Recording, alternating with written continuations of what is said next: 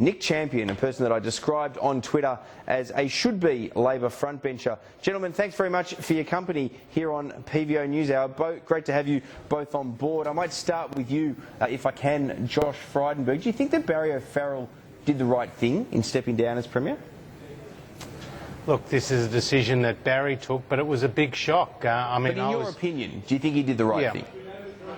Well, as Tony Abbott has said, he's a person of integrity, and he showed, very statesman-like qualities in what he did. But it was a decision that he took. But in your opinion, did he do the right thing? Well, I just leave that to Barry and to his wife and to his family. That's a decision he took. I'm not going to pass judgment whether it was the right or the wrong decision, other than to say he was a very good man who was a very good Premier. And this came as a huge shock, Peter. I mean, just a few days ago, I was in China with the Prime Minister, where Barry O'Farrell was too. He was busy trying to do deals for the people of New South Wales to bring business to New South Wales, and just a couple of days later, he has resigned. But you're deliberately avoiding the question, Mr. Frydenberg. I mean, do you not have an opinion on this, or are you just not willing to share it with our viewers? Well, it's not for me to have an opinion on whether Barry O'Farrell did the right thing, because it was very much, his decision, other than to say, Sounds like he you might was not a very good with Premier. it. Well, it was his decision, Peter, and we'll leave it at that. All right, well, the reason I ask, I suppose, before going to Nick Champion, staying with you, Josh Frydenberg, is this, and it is a dilemma now for Arthur Sinodinos. Now, I have been very clear about what I think about ICAC, the star chamber nature of it. I don't agree, frankly, with either of them standing down, even though I can see the political imperative of having to do so. But once Barry O'Farrell says he has to step down permanently as Premier, it's very, very hard, isn't it, to argue the case that Arthur Sinodinos should come back. Well, look, there's no evidence of any wrongdoing against Arthur Sinodinos. He has participated in the ICAC hearings, and as I've said publicly previously, he is also a very good man and somebody of the highest integrity. He's an important member of Tony Abbott's team, and I'm very hopeful that he'll take his position back on the front bench. Indeed, we really need Arthur Sinodinos on that front bench. So let's just wait and see how the processes play out. But Arthur Sinodinos has no evidence of wrongdoing against him. Nick Champion, your reaction? Well, it's farcical, isn't it? Everybody knows that there's a race on between Josh and Steve Chobo, I think, two very ambitious parliamentary secretaries to take Arthur's spot in the ministry, and everybody knows that Arthur isn't coming back, so they should just formalise that arrangement, fill the vacancy. We're talking about the Commonwealth government.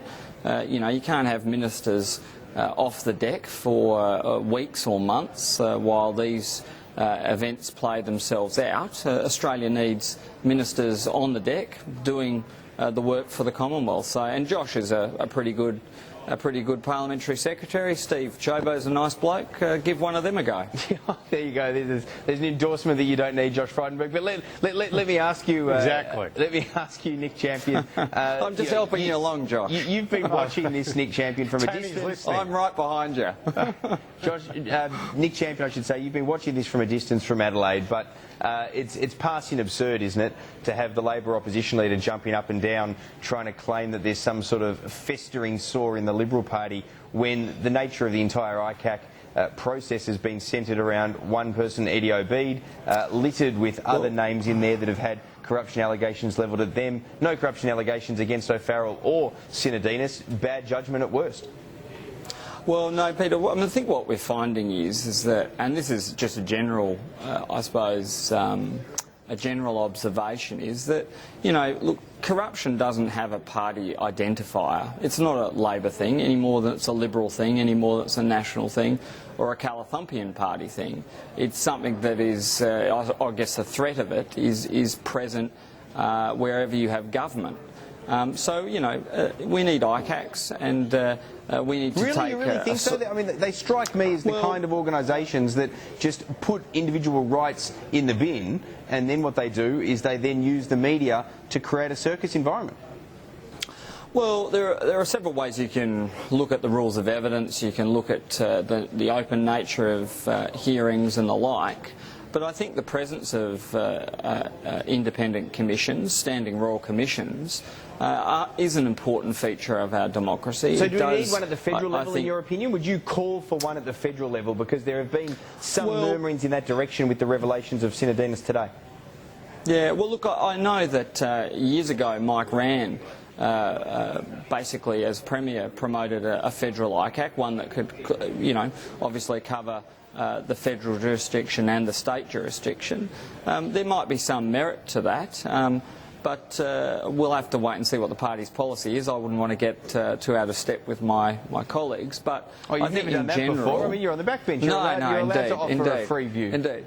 Yeah, well, look, I think in general terms, it is a good thing to have oversight of all levels of government and the bureaucracy, because governments and bureaucracies don't always get things right. So we want to make sure there's proper oversight and obviously proper protection for individuals too. All right, you heard it here first on PVO News. Our Nick Champion calling for a federal version of ICAC. Over to you, Josh Frydenberg. Hypothetical question: what would be your first order of business if you became Assistant Treasurer?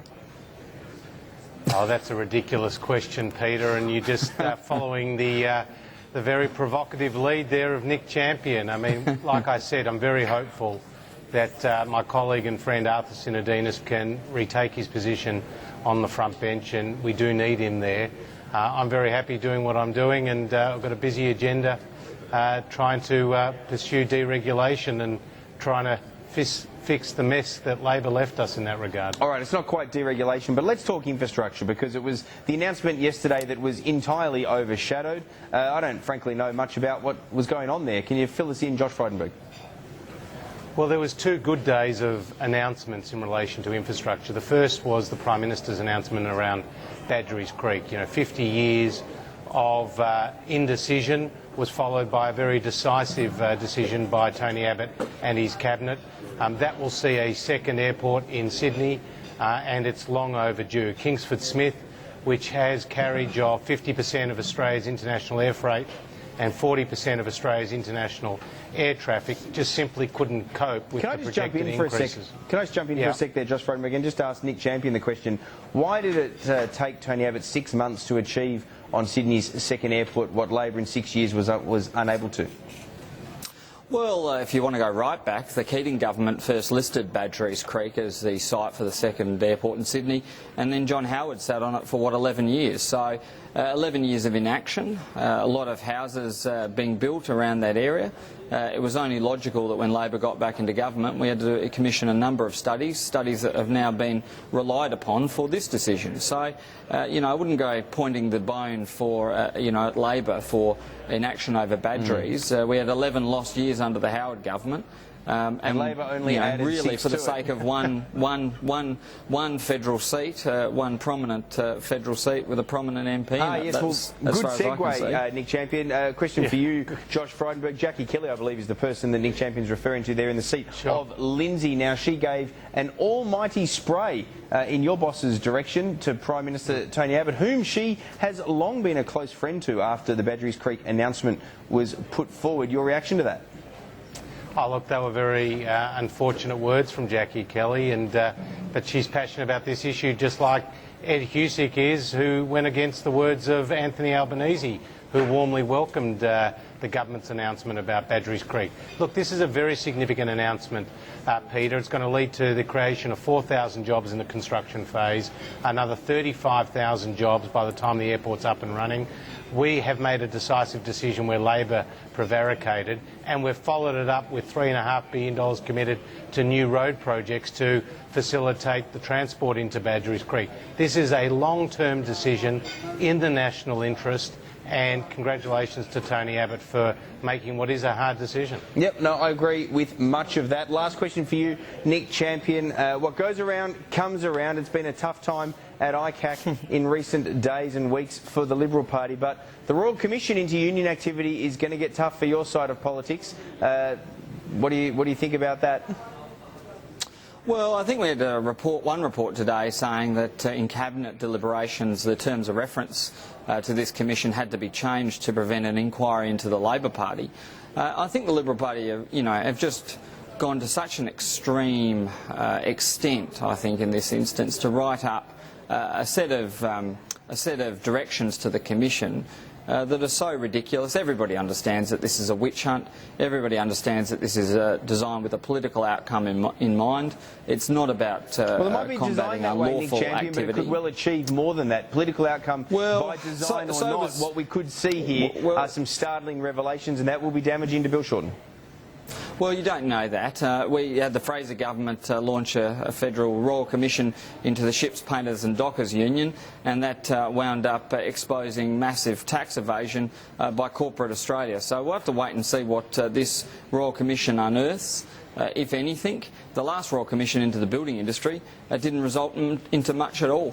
All right, that's gentlemen. not true. That's not true at all. We got the out of the Coal Royal many Commission. We got the convictions? ABCC. How many investigations? We got the ABCC. Zero. Gentlemen, you're going to have to give each other a phone call. I can exchange your mobiles if you like. Happy Easter. We are right out of time. Josh Frydenberg is a future minister, perhaps sooner rather than later. Sorry to make you slum it with a Labor backbencher who should be on the front bench. Thanks, both of you. Thanks very much, Thanks, Peter. Peter. Thanks, Nick. Have a good Easter. Cheers. Cheers. Stay with us here on PVO.